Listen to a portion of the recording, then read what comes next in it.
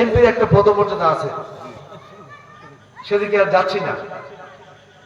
সেদিকে গেলে হয়তো অহমিকা এসে যেতে পারে, গর্ব এসে যেতে পারে। আর অহংকার হচ্ছে আল্লাহর চাদর। কার চাদর বলেন তো?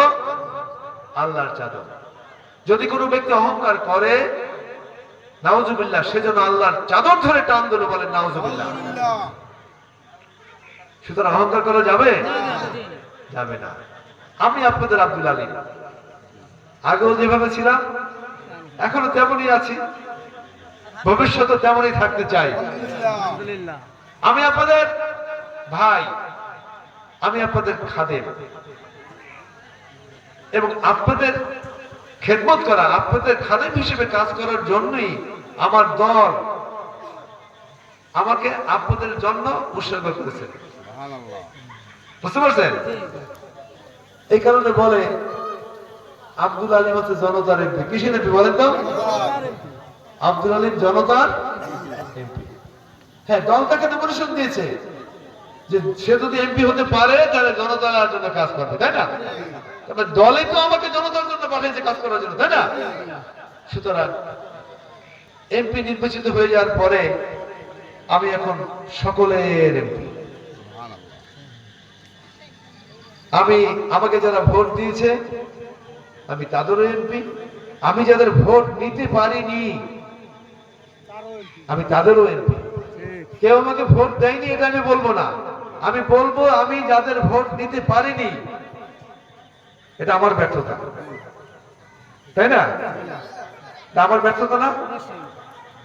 আমি তাদেরকে বুঝাতে পারিনি, কিংবা আমি কি করতে চাই এটা সঠিকভাবে তারা বুঝতে পারেনি, শুধু আমি তাদের ভোট নেওয়ার যোগ্যতা অর্জন করতে পারিনি। তাহলে এটাকে বলা যাবে যারা আমাকে ভোট দেয়নি আমি তাদের জন্য কাজ করব না? আমি যদি তাদের জন্য কাজ করতে যাই তখন কি আপনারা বলবেন হ্যাঁ ও তো আপনার বিরোধিতা করছে? এটাকে বলা যাবে? বলা যাবে না। তাহলে তাহলে আমাকে কাজ করতে হবে কার জন্য? সকলের জন্য।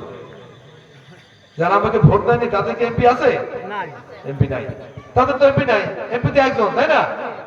আর এমপি হয়ে যাওয়ার পরে সে সকলের এমপি হয়ে যায়, তাই তো? সুতরাং আমি সেই জায়গা থেকে আপনাদের সকলকে নিয়ে কাজ করতে চাই ইনশাআল্লাহ, ইনশাআল্লাহ। আর রাষ্ট্রের পক্ষ থেকে যে বরাদ্দটুকু আসবে আমি সেই বরাদ্দটুকু যেন সঠিকভাবে বন্টন করতে পারি, আল্লাহ রাব্বুল আলামিন যেন সেই তৌফিক দান করেন। আমিন। আর আপনাদের সেবক হিসাবে, আপনাদের খাদেম হিসাবে, আপনাদের এমপি হিসাবে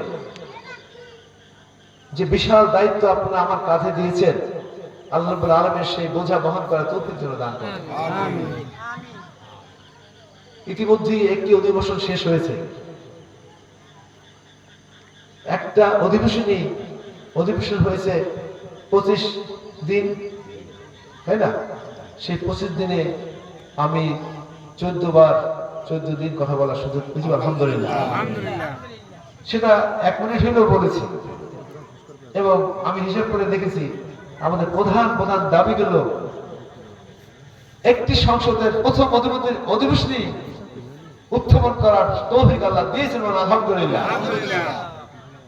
এখন রাষ্ট্র কাজ করবে, আমার কাজ হলো আপনাদের পক্ষে আমার কণ্ঠকে উচ্চকিত করা। আবার পাশাপাশি আমি সংসদ যখন থাকে না, যদি বিকালবেলা সংসদ থাকে, সকালে কিন্তু আবার যে জায়গা থেকে সব কিছু বরাদ্দ হয় সে অফিসে দপ্তরে সচিবালয় দৌড়দৌড়ি করবে না।